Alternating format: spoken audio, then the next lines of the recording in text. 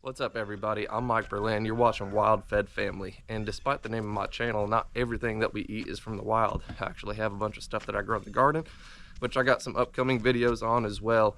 But also, if you haven't seen it in other snippets of my other videos, we have some animals, and what we raise as one of our primary protein sources is pigs, and that's what this video is on today.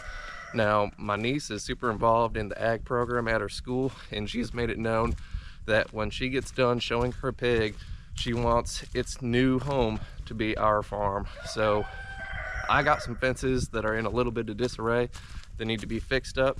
But until then, let's go ahead and check out the pig show, check out the newest member of our farm, go grab some lunch, and then we'll come back and start to working on fences.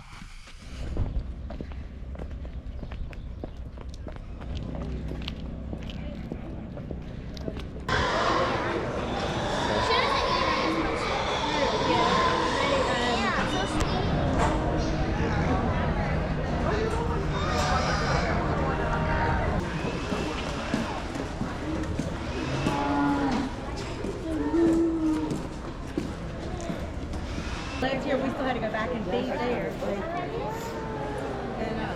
And then we didn't make it home till like 9.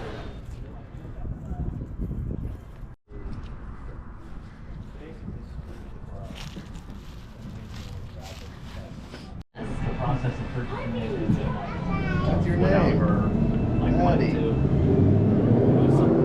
All right, well that was fun, but this is my first problem. My pigs are over here with my goats, when they should be over here in their own pen. But as you can see, I got a couple of these fence posts that rotted out at the base and they had pushed them over. Same thing right here. So I got a couple T-posts over there by the feed shed that I'm gonna go ahead and drive in and rerun some of this electrical wire. I don't know if you can tell from the video, but the size of these pigs is pretty impressive. My sow right there, she's about 450 pounds, and that's actually her daughter. We've had 3 litters from the sow on the right, and the last litter didn't do so well, so we kind of retired her, and they've been hanging out on the farm for about a year now, and we're making room in our freezer. So what this new pig means for them, I don't know, but I can tell you that it's not looking good. So let's get to work.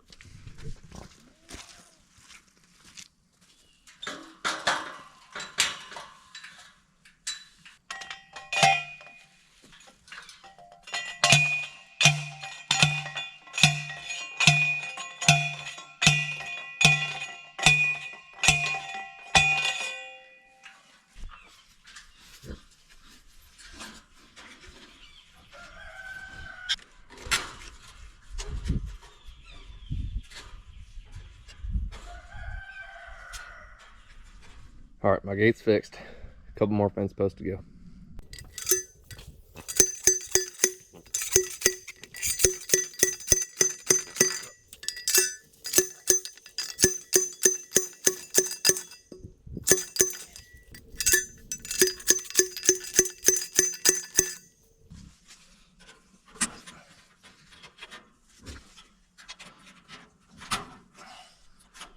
So I got the pigs and goats separated, except for that one straggler, and all my fence posts standing upright.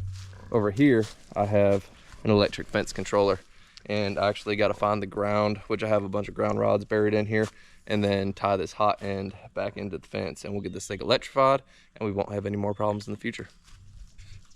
So I actually have 2 different types of insulators right here. This is the one that drives into the wood post, and the wire snaps in right here. But I don't like using the nail, because if the pigs get a hold of it one good time, they just pop it right out and that wire's free. So I'm going to be taking this nail out, it's trash, and I'll be putting it in with a screw, and you'll see that. The second one is for the corners, and right here it's just a loop, and that wire slides right in the loop, and you're able to make a 90-degree turn, and it holds tight because it's basically a lag screw. So let me quit talking and get to working, and I'll put all this fencing in.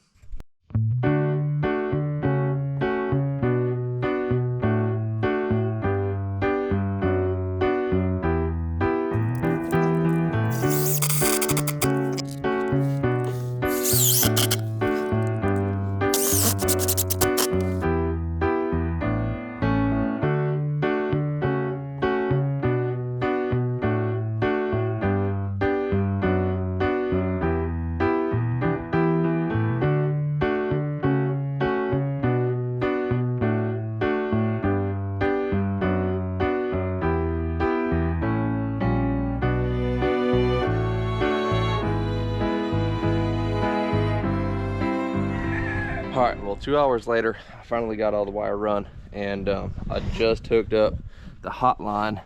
And basically what I got is this hotline running to the main wire, and I got the 2 wires connected. So every time that thing pulses, it's gonna send a shock through here, through there, down to here, and both ways. So the only thing left is to connect it to the ground wire, and this fence should be hot and ticking. All right, so this right here is actually my grounding rod. It's a 6-foot copper coated steel rod with a clamp on it. And all I'm gonna do is go ahead and lock this wire in. So now I'm grounded 6 feet into the earth. The other end connects up here into the fence controller.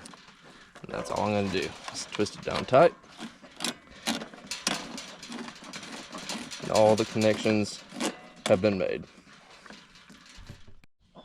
Last step is to turn it on and see if it works.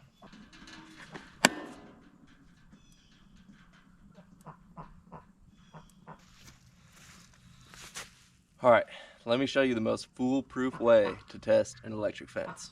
You just gotta touch it. It works.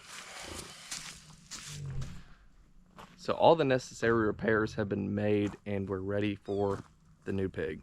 And upon my niece Emmeline's request, we cannot eat this pig, and that's fine because we're going to use it as a sow to produce pigs for her pig shows and for meat pigs in the future. But until then, I hope you enjoyed this video. Like, share, subscribe, and it's really not hard to raise your own pigs. Give it a shot. See you later.